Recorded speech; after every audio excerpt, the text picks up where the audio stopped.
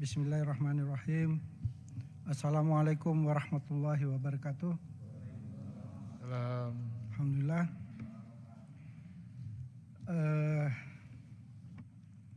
Saya mau nanya, pertama saya sampaikan selamat bertugas pada Dewas dan direksi yang hadir hari ini, karena ini rapat pertama. Iya ini ya. Apa suara saya? Enggak ya? Pak Noyarsi ini mesin diesel, lama-lama panas Pak ya. Baik, jadi para mitra dari BPJS yang saya hormati, pimpinan rapat dan teman-teman anggota Komisi 9 yang di ruangan maupun yang di virtual. Jadi tadi mendapat kritikan tentang paper ini.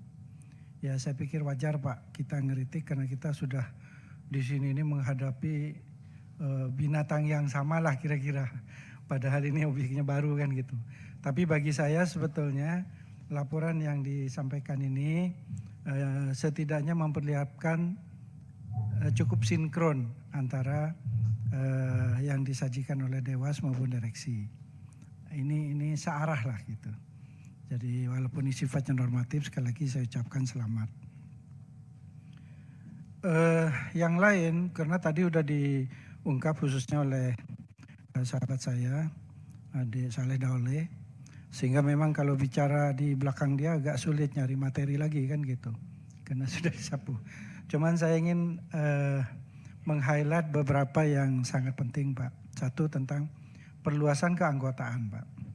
Tadi dapat kritik Bapak dari zaman awal sampai sekarang perluasan keanggotaan itu tetap tidak selesai-selesai. Saya menyorotinya begini, bukan terus kita tinggalkan, tidak selesaikan, justru kita selesaikan kan gitu. Jadi kalau dimunculkan lagi bagus saja, sangat bagus. Bahwa pendekatan sebelumnya belum bisa, nah kita harapkan ke depan bisa. Bagaimana caranya?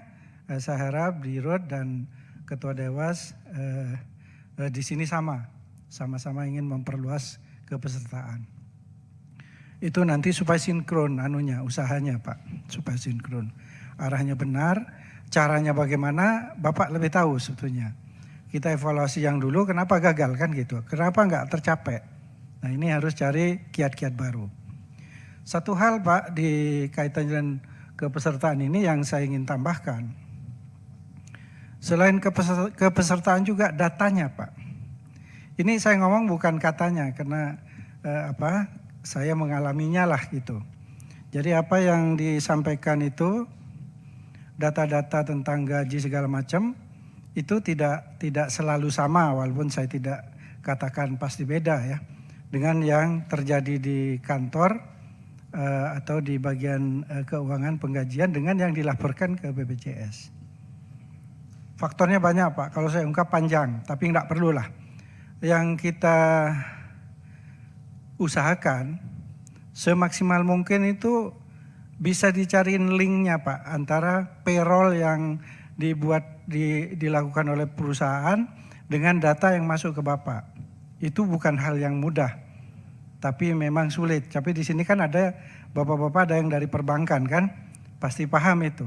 Bagaimana cara alatnya apa peraturan apa yang bisa dipakai agar payroll yang terjadi di perusahaan itu bisa Bapak dapatkan di BPJS sebagai data dasar.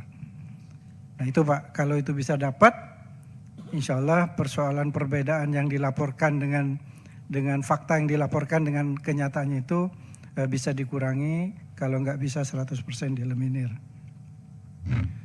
Terus yang lain tentang saya juga kaget tadi pensiun 36 tahun tuh Pak. Jadi saya baru dijelasin oleh Pak Soleh di WC tadi. Saya bilang benar tuh aturan tuh. Karena saya baru Pak di Komisi 9. Dulunya di engineering, saya di jalan atau di Komisi 7. Kalau memang benar agak sedikit berkebalikan dengan fakta yang ada saat ini Pak. Satu maksud saya, harapan hidup kita Pak lebih panjang. dan faktanya juga kesehatan lebih terjamin sekarang.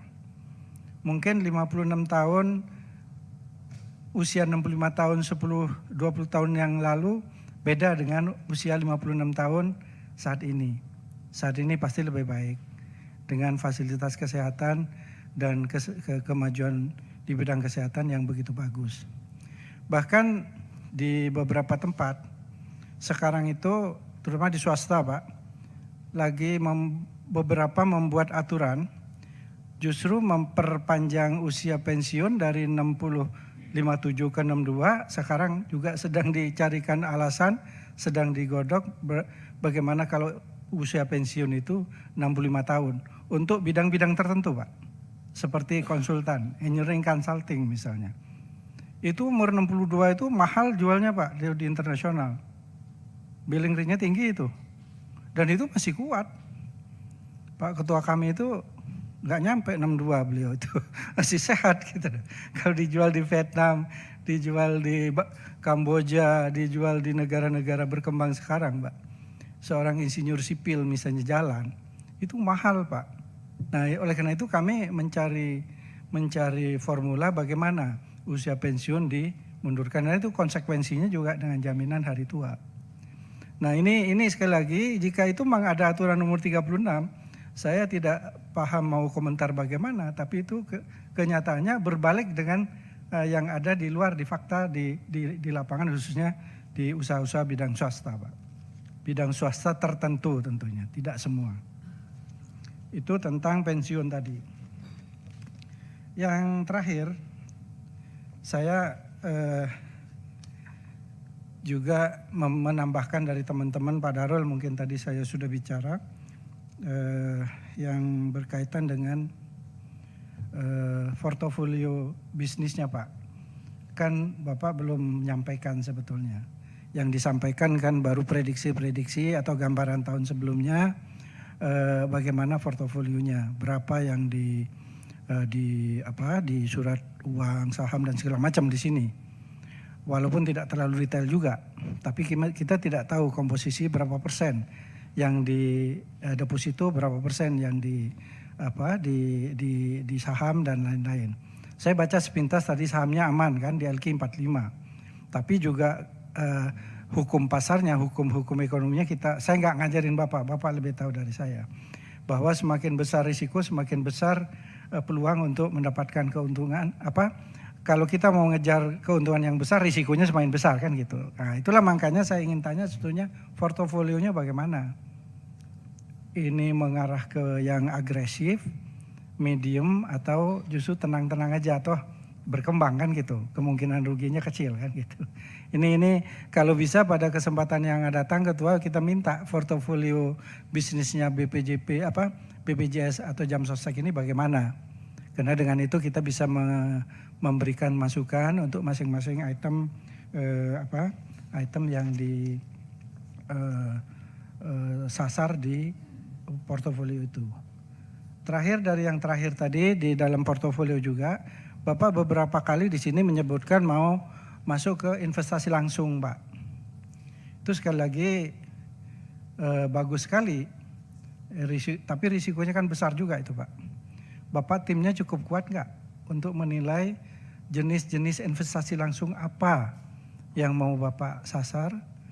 Itu sekali lagi perlu beberapa ahli. Kalau itu tidak ahli, Bapak bisa menunjuk konsultan tertentu banyak di Jakarta maupun kalau mau investasi di luar negeri, tentu banyak juga konsultan-konsultan kelas itu untuk yang bisa memberikan advising di bidang itu. Hanya tentu kalau konsultan investasi di luar negeri pasti lebih mahal. Tapi di Indonesia ada yang kelas-kelas bagus seperti kualitasnya sama dengan luar negeri. Dan itu sekali lagi saya dukung sebagai anggota DPR, sebagai anggota Komisi 9. Tapi saya ingin benar-benar screening timnya untuk masuk ke situ harus kuat. Terima kasih, itu aja Pak Ketua. Terima kasih. Assalamualaikum warahmatullahi wabarakatuh.